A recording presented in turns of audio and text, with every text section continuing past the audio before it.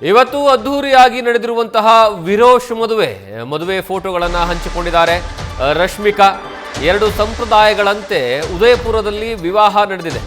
ಬೆಳಗ್ಗೆ 10 ಗಂಟೆಗೆ ತೆಲುಗು ಸಂಪ್ರದಾಯದಂತೆ ಮದುವೆಯನ್ನು ಮಾಡಿಕೊಳ್ಳಲಾಗಿದೆ. ನಂತರ ಕೊಡವ ಸಂಪ್ರದಾಯದಂತೆ ವಿವಾಹವನ್ನು ಸಹ ಮಾಡಿಕೊಳ್ಳಲಾಗಿದೆ.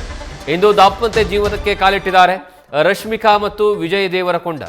ಹಳೆ ಪದ್ಧತಿಯಂತೆ ಪ್ರೈಮಲ್ ವೆಡ್ಡಿಂಗ್ ಥೀಮ್ನಲ್ಲೇ ಈ ಮದುವೆ ಆಗಿದೆ.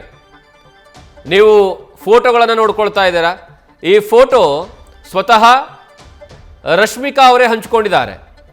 ಇವತ್ತು ಬೆಳಗ್ಗೆ 10 ಗಂಟೆಯ ಸುಮಾರಿಗೆ ಕೇವಲ ಬೆರಳೆಣಿಕೆ ಜನರಿಗೆ ಮಾತ್ರ, ಅಂದರೆ ಯಾರೆಲ್ಲ ತುಂಬ ಆಪ್ತರಾಗಿದ್ದಾರೆ, ಕೇವಲ 100 ಜನರಿಗೆ ಮಾತ್ರ ಮದುವೆಗೆ ಆಹ್ವಾನವನ್ನು ನೀಡಲಾಗಿತ್ತು. ರಾಜಸ್ಥಾನದ ಉದಯಪುರದಲ್ಲಿ ಆಗಿರುವಂತಹ ಅದ್ದೂರಿ ಮದುವೆ, ಪಂಚತಾರಾ ಹೋಟೆಲ್ನಲ್ಲಿ ಆಗಿರುವಂತಹ ಮದುವೆ ಇದು. ಕೊಡವ ಸಂಪ್ರದಾಯದಂತೆ ಮತ್ತು ಅದರ ಜೊತೆಗೆ ತೆಲುಗು ಸಂಪ್ರದಾಯದಂತೆ ಎರಡೂ ಸಂಪ್ರದಾಯದಂತೆ ಮದುವೆಯನ್ನು ಮಾಡಿಕೊಳ್ಳಲಾಗಿದೆ. ಆ ಮದುವೆಯ ಕೆಲವೊಂದು ಫೋಟೋಗಳನ್ನು, ಆ ಸಂಭ್ರಮದ ಕ್ಷಣಗಳನ್ನು ಸ್ವತಃ ತಮ್ಮ ಖಾತೆಯಲ್ಲಿ ರಶ್ಮಿಕಾ ಮಂದಣ್ಣ ಪೋಸ್ಟ್ ಮಾಡಿದ್ದಾರೆ. ಆ ಮೂಲಕವಾಗಿ ಮೊದಲ ಫೋಟೋಗಳು ಈಗ ಹೊರಗಡೆ ಬರ್ತಾ ಇದ್ದಾವೆ. ಕಾರಣ ಏನು ಅಂದರೆ, ಕಳೆದ ಒಂದು 3-4 ದಿವಸಗಳಿಂದ ನಿರಂತರವಾಗಿ ಆ ಮದುವೆಯ ಸಂಪ್ರದಾಯಗಳು ಆ ಒಂದು ಉದಯಪುರದ ಖಾಸಗಿ ಹೋಟೆಲ್ನಲ್ಲಿ ನಡೀತಾ ಇತ್ತಲ್ಲ, ಆ ಹೋಟೆಲ್ನಲ್ಲಿ ಯಾವುದೇ ಕಾರಣಕ್ಕೂ ಸಹ ನೋ ಫೋನ್ ಝೋನ್ ಅನ್ನುವಂತಹ ಕಟ್ಟುನಿಟ್ಟಿನ ಆದೇಶವನ್ನು ಮಾಡಲಾಗಿತ್ತು. ಅಂದರೆ ಯಾವುದೇ ಕಾರಣಕ್ಕೂ ಜನರು ಅಲ್ಲಿ ಮೊಬೈಲನ್ನು ತೆಗೆದುಕೊಂಡು ಹೋಗಬಾರ್ದು.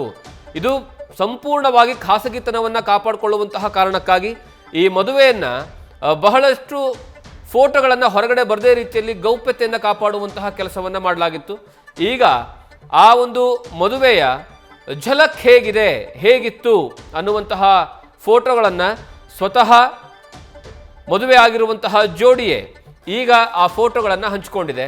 ಆ ಮೂಲಕವಾಗಿ ತಮ್ಮ ಅಭಿಮಾನಿಗಳಿಗೆ ಜೊತೆಗೆ ಬಹಳಷ್ಟು ಜನ ಈ ಮದುವೆಯ ಸಂಭ್ರಮ ಹೇಗಿರುತ್ತೆ, ಯಾವ ಸಂಪ್ರದಾಯದಂತೆ ಮದುವೆ ಆಗ್ತಾರೆ, ಕಾರಣ ಏನು ಅಂದರೆ ಕರ್ನಾಟಕದ ಮೂಲದ, ಅದರಲ್ಲೂ ಪ್ರಮುಖವಾಗಿ ಕೊಡಗು ಕುವರಿಯಾಗಿರುವಂತಹ ರಶ್ಮಿಕಾ ಮಂದಣ್ಣ ಮತ್ತು ತೆಲುಗು ನಟ, ಇವರಿಬ್ಬರ ಸಂಪ್ರದಾಯ, ಮದುವೆ ಸಂಪ್ರದಾಯದಲ್ಲಿ ಹೇಗೆ ತೆಗೆದುಕೊಂಡು ಹೋಗ್ತಾರೆ ಅನ್ನುವಂತಹ ಕುತೂಹಲ ಬಹಳಷ್ಟು ಜನರಿಗಿತ್ತು. ಅದು ಕೊನೆಗೂ ಸಹ ಈಗ ರಿವೀಲ್ ಆಗಿದೆ.